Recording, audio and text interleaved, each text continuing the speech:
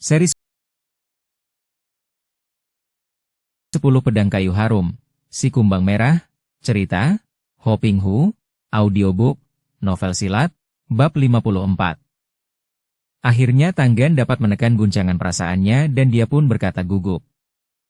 Tapi, kenapa Tai Hiap? Sebut aku Bengcu. Aku adalah Pangcu dari Hohan Pang, juga Bengcu dari dunia Kang Ou. Suara Tang Bun An atau Han Lo Jin terdengar penuh wibawa. Ah, kembali Tanggan terkejut dan memberi hormat. Kiranya Bengcu sendiri. Tapi, apa artinya semua ini? Engkau menangkap saya, kemudian menyerahkan kepada Kaisar untuk dihukum.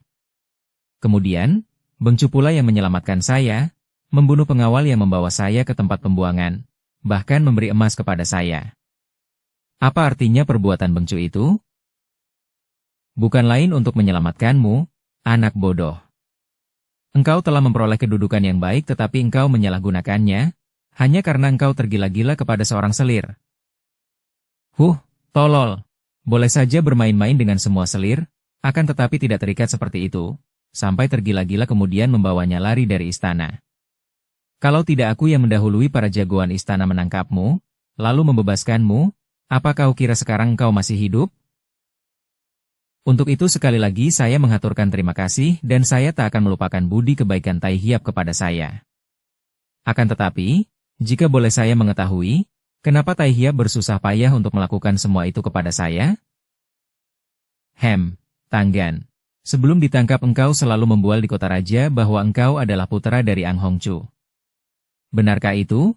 Memang benar, Bengcu, akan tetapi itu bukan hanya kosong saja. Memang sebenarnya saya adalah putra kandung Ang Hongchu yang terkenal itu, kata Tanggan dengan nada suara bangga. Siapa mau percaya akan hal itu? Apa buktinya bahwa engkau memang putra Ang Hongchu? Inilah buktinya, Bengcu. Tanggan mengeluarkan sebuah benda yang bukan lain adalah perhiasan berbentuk seekor kumbang merah. Saya menerima benda ini dari ibu saya, dan ibu saya yang menceritakan bahwa ayah kandung saya yang memberikan benda ini kepada ibu.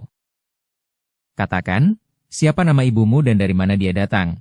Di mana tempat tinggalnya ketika dia masih gadis? Ibu bernama Teng Kim dan tinggal di Dusun Anlok, akan tetapi sekarang ikut paman di kota Taiguan karena melarikan diri dari kota raja sesudah saya ditangkap. Teng Kim? Begitu banyak wanita yang memakai nama Kim. Nanti dulu, bukankah pada leher di bawah telinga kanan ibumu ada sebuah tahi lalat? Tubuh ibumu tinggi semampai dan wataknya ramah gembira? Tanggan memandang dengan mata terbelalak. Bagaimana? Bengcu dapat mengetahui hal itu? Benar sekali apa yang Bengcu katakan tadi. Tanggan, demikian bodohkah engkau? Bukankah engkau sudah tahu bahwa aku telah menyelamatkanmu dan engkau tentu tahu pula bahwa aku bernama Tang Bun An? Dan engkau masih tidak mengerti juga? Aku tahu segalanya tentang ibumu, dan benda yang kau perlihatkan tadi adalah milikku, pemberianku kepada ibumu. Jadi, engkau ini ayahku? Ang Hongchu? Tanggan masih terbelalak dan ketika Han Lo Jin tersenyum sambil mengangguk-angguk, dia cepat menjatuhkan diri berlutut di depan kaki ayahnya. Ayah, Tanggan berseru, gembira dan juga terharu bercampur bangga. Bangkitlah dan duduklah. Aku tidak suka melihat kecengengan, apalagi kalau dilakukan oleh anakku. Nah, Tanggan, sekarang engkau sudah tahu bahwa aku adalah Ang Hongchu Tang Bun An. Akan tetapi, karena orang lain tidak tahu bahwa aku Ang Hongchu, dan sekarang aku sudah menjadi Bengcu dan juga Pangcu dari Hohan Pang, maka engkau tidak boleh menyebut ayah, harus menyebut Bengcu kepadaku. Mengerti? Baik, ayah, Bengcu. Hati-hati, jangan sampai keliru menyebutku, apalagi di hadapan orang lain. Aku belum ingin dikenal sebagai Ang Hongchu. Baik, Bengcu, setelah sekarang kita berhadapan, saya ingin mengajukan permohonan. Katakan, apa yang kau kehendaki? Saya ingin membantu Bengcu, ingin dekat Bengcu dan mendapat petunjuk Bengcu. Han Lo Jin tersenyum girang, memang itulah yang dikehendakinya. Tidak ada pembantu yang lebih setia daripada anak sendiri. Itu baik sekali, Tanggan. Memang kami sedang membutuhkan banyak pembantu yang pandai. Engkau boleh ikut bersamaku, akan tetapi sebelumnya engkau harus mengetahui bahwa Ho Han Pang dipimpin oleh Han Lo Jin, yaitu namaku sebagai Beng Chu. Han Lo Jin menarik topeng tipisnya dan dalam beberapa detik saja wajahnya telah berubah menjadi seorang pria setengah tua gagah yang berkumis dan berjenggot rapi. Aku adalah Han Lo Jin, Pangcu dari Ho Han Pang, juga Beng Chu dari dunia Kang Ou. Mari engkau ikut denganku, kuperkenalkan kepada para pembantuku yang lain. Akan tetapi, Beng Chu, bagaimana dengan Suma? Pasti dia akan menanti-nanti dan tentu menjadi curiga kalau saya tidak segera kembali. Kami pergi bersama ketika kami hendak melakukan penyelidikan terhadap orang yang tadinya saya anggap sebagai musuh, yaitu perwira Tang Bun An. Bagaimana baiknya sekarang menghadapi Sumau? Siapakah Sumaumu itu? Para penyelidikku hanya melaporkan bahwa engkau menyamar sebagai seorang tua muncul bersama seorang gadis cantik. Penyamaranmu terlalu kasar sehingga anak buahku mengetahuinya dan melaporkan kepadaku. Suma adalah putri dari Suhu dan Subo, Beng Chu. Dia lihai dan tenaganya boleh diandalkan? Tentu saja, Beng Chu. Dia lebih lihai daripada saya, jauh lebih lihai. Saya kira agak sukar untuk menemukan orang yang akan mampu menandingi Sumau, kata Tanggan dengan nada suara bangga namun sungguh-sungguh. Begitukah? Akan tetapi aku belum tahu sampai di mana tingkat kepandaianmu. Nah, sambutlah ini. Tiba-tiba saja Han Lo Jin menyerang Tanggan. Pemuda ini tahu bahwa dirinya hendak diuji, maka dia pun segera mengelak ke belakang dengan lompatan jungkir balik. Sesudah menjadi murid ayah dan ibu Bilian, pemuda ini memang mendapat kemajuan yang pesat sekali dan kini dia jauh lebih lihai dibandingkan dahulu ketika masih menjadi perwira pengawal. Melihat gerakan yang lincah ini, Han Lo Jin menjadi gembira dan dia pun menyerang terus dengan jurus-jurus ampuh. Tanggan juga ingin menunjukkan kehebatannya, maka begitu menghadapi serangan ayah kandungnya itu, dia pun sudah memainkan ilmu silat Kim Kesin Kun yang hebat. Kembali Han Lo Jin terkejut dan juga semakin gembira. Dia mendesak terus, mengerahkan tenaganya namun sampai 50 jurus putranya itu masih mampu mempertahankan diri. Kalau dia mau, tentu akhirnya dia dapat juga merobohkan Tanggan. Akan tetapi dia tidak menghendaki itu. Cukup, serunya sambil melompat mundur. Tadi Tanggan sudah terdesak hebat sekali, maka legalah hatinya saat melihat Han Lo Jin menghentikan serangannya. Han Lo Jin menilai kepandaian Tanggan telah lumayan. Biarpun belum sehebat ilmu kepandaian 3 orang pembantu utamanya, namun hanya sedikit selisihnya kalau dibandingkan tingkat kepandaian Ji Sun Bi. Dan tadi kau bilang kepandaian Sumaumu lebih tinggi daripada kepandaianmu? Jauh lebih tinggi, Beng Chu. Saya tak akan mampu bertahan selama 50 jurus kalau dia menyerang saya. Han Lo Jin tertarik sekali. Siapa nama Sumaumu itu? Namanya Siang Koan Bilian. Siang Koan? Bilian? Rasanya nama itu tak asing bagiku. Tentu aku sudah pernah bertemu dengannya. Atau setidaknya pernah mendengar namanya. Oh ya, apakah dia pernah bersama-sama para pendekar membasmi pemberontakan Lam Hai Giamlo dan membantu pemerintah? Benar, Beng Chu. Pernah Sumau bercerita bahwa dia dengan para pendekar lainnya pernah membantu pemerintah membasmi pemberontakan yang dipimpin Lam Hai Giamlo. Han Lo Jin mengangguk-angguk. Dia masih belum ingat benar yang mana di antara para pendekar wanita itu yang dimaksudkan oleh Tanggan. Tetapi jelas bahwa gadis bernama Siang Koan Bilian itu tentu lihai sekali. Sangat berbahaya bila menjadi lawan, akan tetapi amat menguntungkan jika menjadi kawan atau pembantu. Dan seperti juga Chia Kui Hong, gadis itu tentu mengenalnya sebagai Han Lo Jin dan juga sebagai Ang Hong Chu. Ini sangat berbahaya. Tanggan, benarkah pernyataanmu tadi bahwa engkau hendak membantuku dengan hati tulus? Dengan penuh kesetiaan, Beng Chu adalah penolong saya. Bahkan Beng Chu adalah ayah kandung saya. Sudah tentu saja saya suka membantu dengan setia, kalau perlu dengan berkorban nyawa. Saya mau bersumpah, tak perlu bersumpah. Aku baru percaya kepadamu kalau ada bukti yang nyata, melalui perbuatan. Saya selalu siap melaksanakan semua perintah Beng Chu. Nah, sekarang dengar baik-baik. Aku ingin agar bukan hanya engkau saja yang menjadi pembantuku, akan tetapi juga Sumaumu yang amat lihai itu. Bagaimana pendapatmu? Itu bagus sekali, Beng Chu, dan saya akan gembira bukan main kalau sampai Sumau suka pula membantumu. Akan tetapi saya kira tak akan mudah membujuknya. Bengcu. Sumau berwatak sukar didekati, keras dan galak, tidak mau tunduk kepada siapapun juga. Sudah kuduga. Saking keras sikapnya terhadap para penjahat, dunia Kang O bahkan sudah menjuluki Sumau dengan sebutan Tiat Sim Sian Li, bidadari berhati besi. Saya akan mencoba untuk membujuknya, Bengcu, akan tetapi saya khawatir dia akan menolak keras.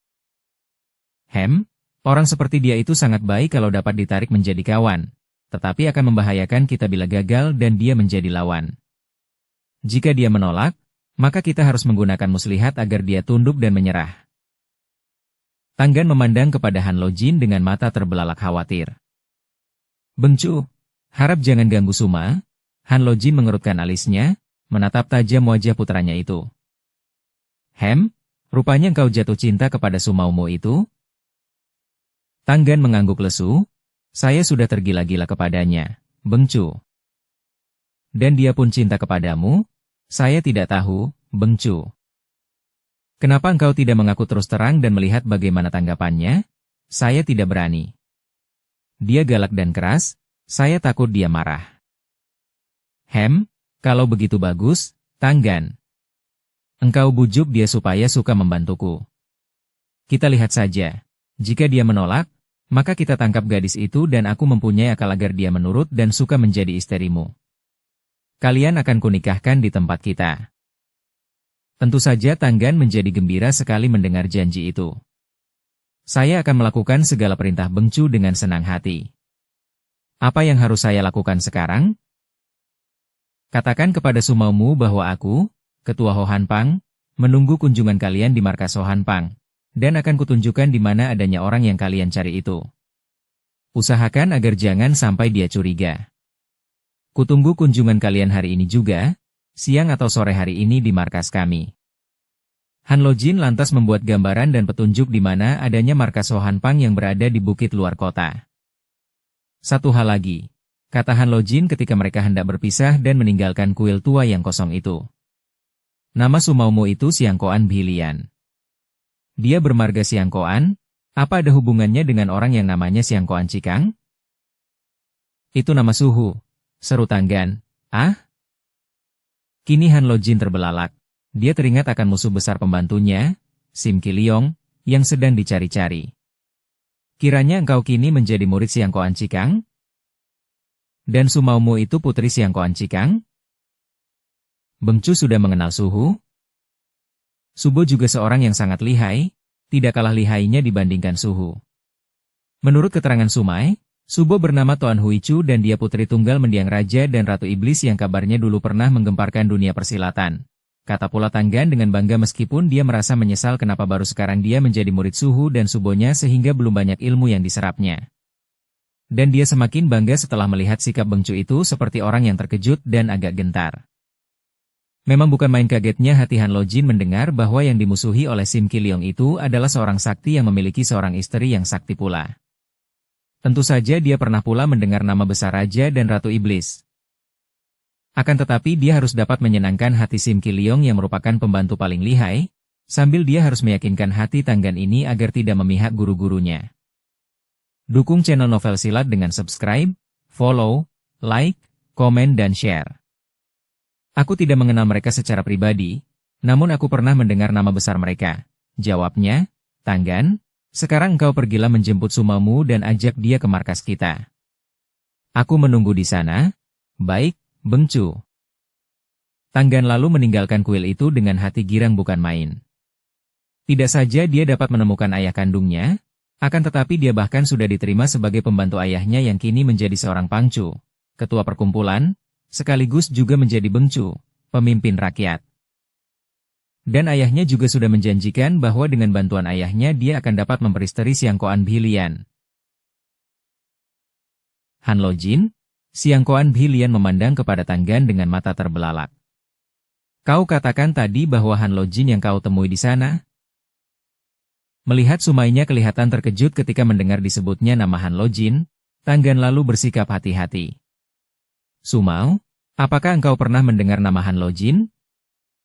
Dialah yang dulu menyelamatkan aku, dialah pendekar yang memakai kedok hitam, yang telah membebaskan aku dari hukuman pengasingan dan memberi bekal uang kepadaku. Mendengar ini Bhilian menjadi semakin terkejut dan heran. Ternyata Ang Hongchu yang telah menolongmu. Ang Hongchu? Tanggan berseru kaget, bukan pura-pura karena dia memang terkejut bukan main mendengar sumainya sudah mengetahui bahwa Han Lojin adalah Ang Hongchu.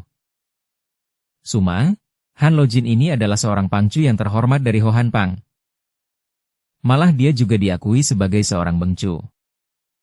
Bhilian mengerutkan alisnya. Dia mengenang kembali pengalamannya ketika dia bersama Pek Han Siong, Hai Hai dan para pendekar lain membantu pemerintah untuk membasmi gerombolan pemberontak yang dipimpin Lam Hai Giamlo. Pada saat itu muncul Han Lojin yang juga berjasa membantu pemerintah dalam menumpas pemberontak itu. Kemudian ternyata bahwa Han Lojin adalah ayah kandung Hai Hai, bahwa Han Lojin adalah Ang Hongchu, kumbang merah penghisap kembang yang jahat itu, Jai Huacat, penjahat cabul pemetik bunga, yang pernah menggemparkan dunia persilatan. Tidaklah aneh kalau sekarang Han Lojin muncul sebagai ketua perkumpulan para Hohan, patriot. Namun dalam pandangannya, bagaimanapun juga Ang Hongchu adalah seorang penjahat cabul yang tak pantas dibiarkan hidup. Terlebih lagi penjahat cabul itu juga telah memperkosa atau menodai kehormatan Pek Eng, adik kandung Pek Han Siong, suhengnya dan bekas tunangannya. Semua pendekar yang saat itu membantu penumpasan pemberontak tetap menganggap Ang Hongchu jahat sungguh pun berjiwa patriot, dan mereka semua tentu saja menentang dan memusuhinya. Apalagi dia sendiri yang sepatutnya membalaskan penghinaan yang dilakukan penjahat itu atas diri Pek Eng adik Pek Han Siong, dan Chia Ling. Begitukah, Su Heng? Lalu mengapa pula sekarang Su Heng hendak mengajak aku menemuinya? Suma, dia mengundangku ke markas Ho Han Pang dan dia berjanji akan memberitahu kepadaku di mana adanya Tang Bun An yang kucari itu. Lalu mengapa aku harus ikut serta denganmu?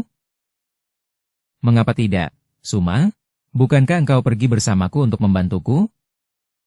Selain aku ingin memperkenalkan engkau dengan penolongku itu, juga aku tetap mengharapkan bantuanmu kalau aku bertemu dengan musuhku dan berkelahi dengan dia. Baiklah, Su Heng. Akan tetapi kalau kemudian ternyata olehku bahwa penolongmu adalah Ang Hongchu yang jahat itu, jangan salahkan aku kalau aku menentangnya dan berusaha untuk membunuhnya. Penjahat keji itu harus dibasmi. Kalau tidak tentu akan berjatuhan lagi korban di antara para wanita muda yang dipermainkannya. Tanggan bergidik mendengar ancaman yang terkandung di dalam ucapan itu hingga dia merasa tegang. Akan tetapi bagaimanapun juga dia harus mentaati Han Lojin, bukan saja karena telah menjadi pembantunya, akan tetapi terutama sekali karena Han Lojin adalah ayahnya. Mereka kemudian berangkat menuju ke bukit di luar pintu gerbang kota, di mana markas Ho Han Pang berdiri. Bhilian yang tetap mencurigai Han Lojin dengan diam-diam sudah mempersiapkan diri untuk menghadapi bahaya, atau kalau perlu turun tangan membunuh Jai Huacat yang dibencinya itu. Bukan saja karena Han Lojin sudah menodai Pek Eng dan Chia Ling, dua orang gadis pendekar yang dikagumi dan disukanya, akan tetapi juga karena Han Lojin telah membuat Hai Hai terkena fitnah.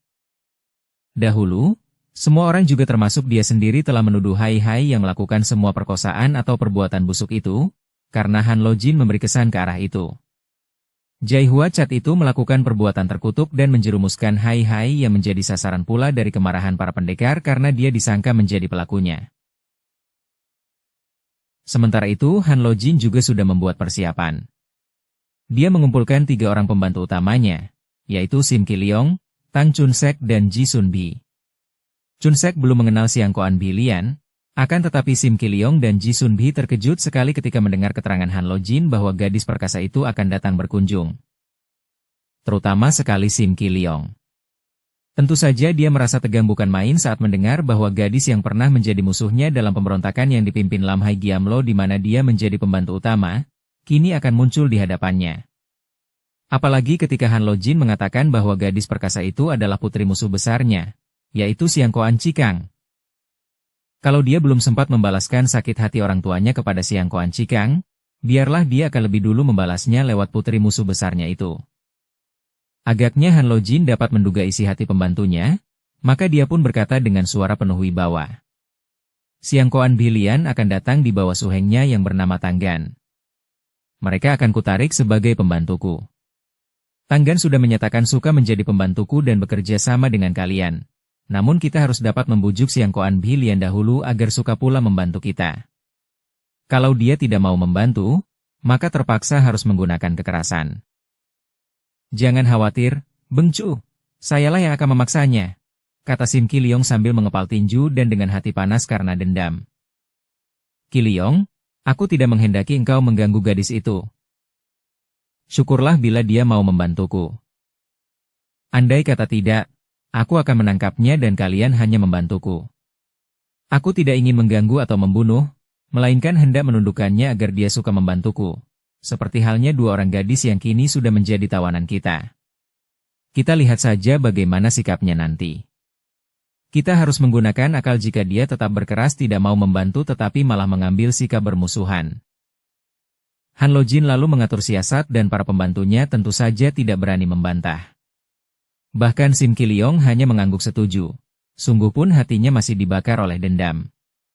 Gadis itu adalah putri musuh besarnya, malah gadis itu pernah pula membantu pemerintah membasmi pemberontakan Lam Hai Giamlo di mana dia mengambil bagian sehingga berarti menggagalkan cita-citanya pula.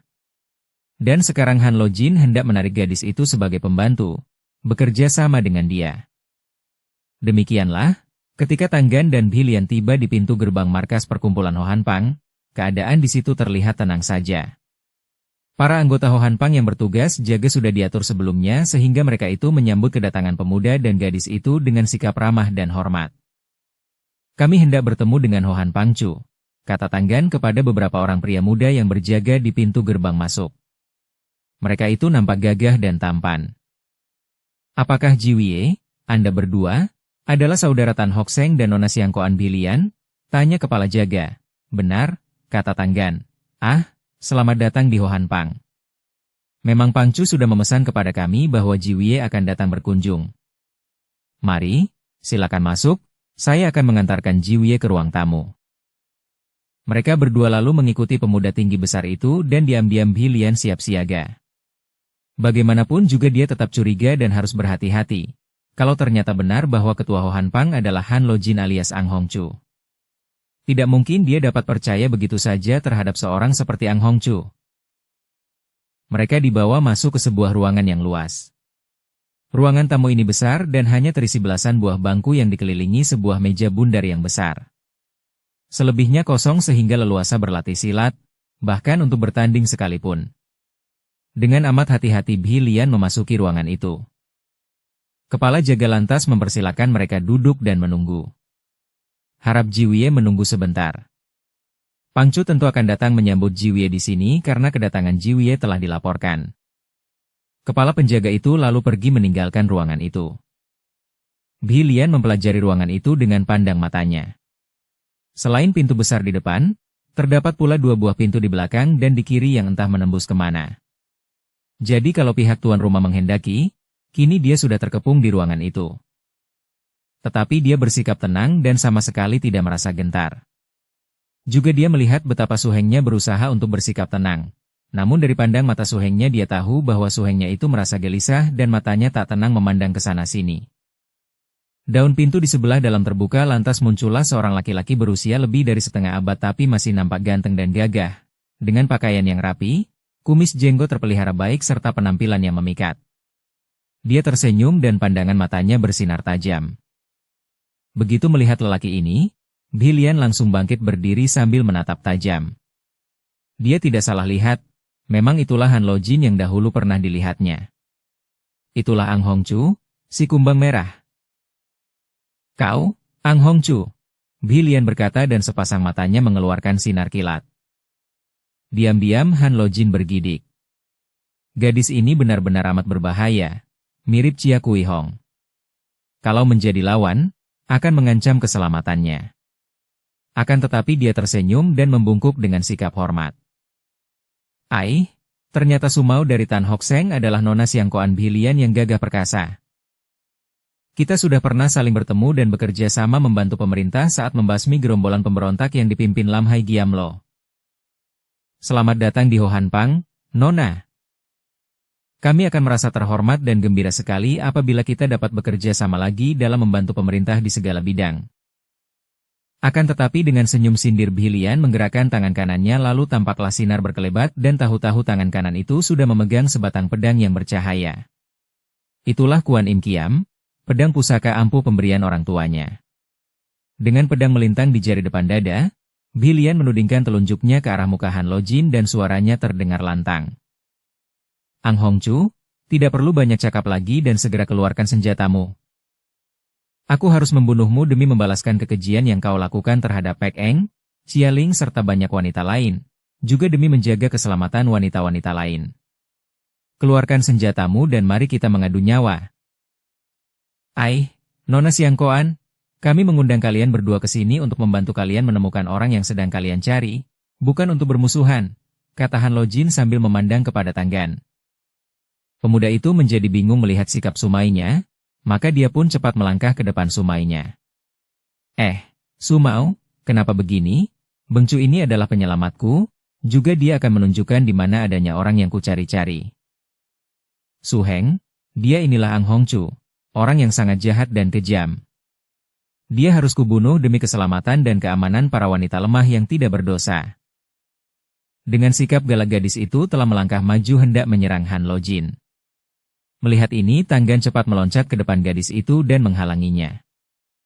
Suma, ku minta engkau jangan menyerangnya dulu. Biarkan dia lebih dulu menunjukkan di mana aku dapat bertemu dengan musuhku, setelah itu barulah engkau boleh berurusan dengan dia. Kalau engkau menyerangnya, tentu dia tidak mau membantuku menunjukkan tempat di mana Tang Bunan bersembunyi. Bilian mengerutkan alisnya, matanya mencorong menatap wajah Han Lojin yang masih tersenyum-senyum dengan tenangnya.